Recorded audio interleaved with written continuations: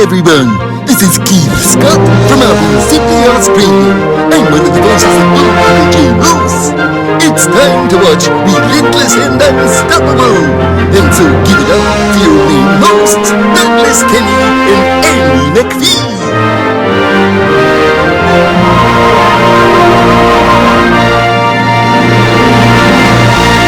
So they have good ones out there, but it's just they have so many bad ones out there that you have to really know what you're looking for. And not all of the military movies are like Jake and I have found some really good horror movies. Like we found one, it was called The Pyramid, and it was a beef film or Oh yeah. beef flick, and it was amazing. Like it made us jump out of our skins. It was about Anubis.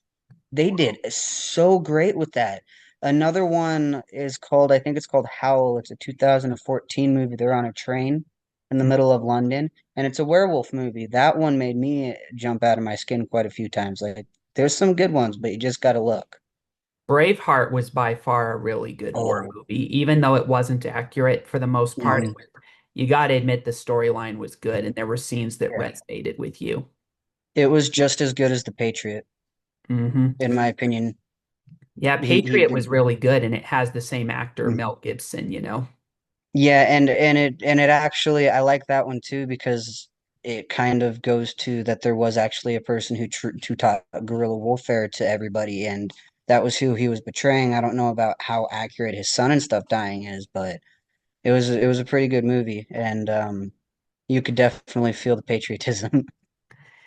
Yeah, Saving Private Ryan was good because a lot of the people that fought on D-Day that came to watch the movie said it was exactly the way they saw it in the war. You Hmm. know, a lot of the scenes were the most realistic way that the Battle of Normandy was portrayed at Omaha Beach.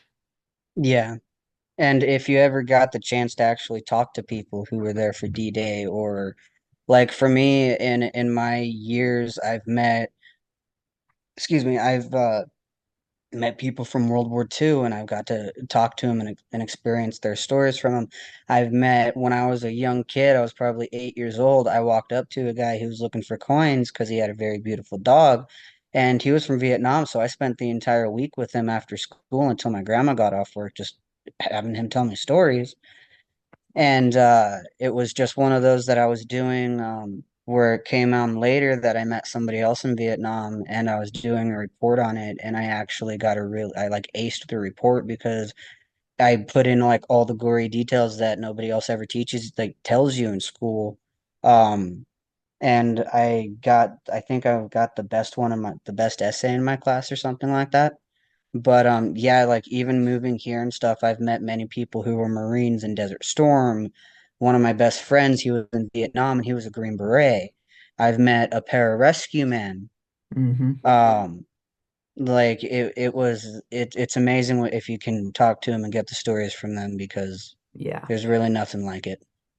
Yeah. I don't know if you remember this, but in Florence, and this guy was the oldest war veteran I ever met. His name was Adolfo Celaya, and he did come to graduation, but there wasn't a lot of interest in him because as kids we didn't know the story. But he survived the USS Indianapolis disaster. Wow. Sadly, he's Wow. passed away, but at the time that I met him, he was 97 years old. That's amazing. That is amazing. It was very amazing, and God rest his soul. Yeah. We lost one of our best friends. He was Vietnam, right, Bev? He was an Air Force pararescueman for Vietnam and one of the nicest guys you would ever meet. Like he was the most humblest guy in everything. He was like a grandpa. But we unfortunately lost him a couple of years ago. We went to his funeral and all that, but it was just really hard. Especially it was just really hard. Yeah.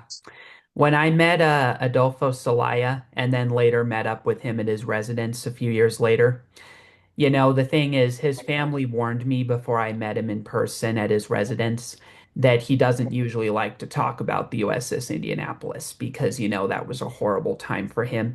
And you probably know, but his ship was torpedoed from under him. And You'd expect after something like that that they would have been rescued within like a day by people, but that didn't happen because they were on a secret mission. And it turns out that the Navy had basically, forgive my French, they fucked up the rescue efforts by ignoring the SOS signals. And then what happened Hmm. was they were stranded at sea for like a week and were only rescued because an airplane was lucky enough to be flying over them enough to see an oil slick and realize that the ship sank. And so what came out of that was they were finally rescued after a very traumatic week of watching people get eaten by sharks or drown and everything. I And remember, yeah. then to make things worse, when the Navy found out what happened, they tried to pin everything on the captain, Captain McVeigh, causing a court-martial that honestly should never have happened, and it Yeah. was the Navy trying to save their own hides. But Hmm. and so when I spoke with Adolfo and about the ship, he did something not very usual, which is he spoke to me about it. Hmm. You talked about how I became humbler after high school ended and after my parents had divorced. Eventually, it turned into me being very diplomatic and skilled with communication. And so the Hmm. fact that I was willing to listen to Adolfo, I think, is what sort of made him speak finally about it. Yeah, that was we had this kid wasn't in the military, but we had this kid at Snow Valley when I was one of the line people making the sandwiches and stuff. And the Yeah. kid was like 15 and a half, and he never talked to anybody. And within a couple of brisks, if they have them. Thank you. Um, and sorry about that. He's going to the store. But it was just this kid, and everybody's like, he doesn't talk to anybody. Like, nobody can get him to talk.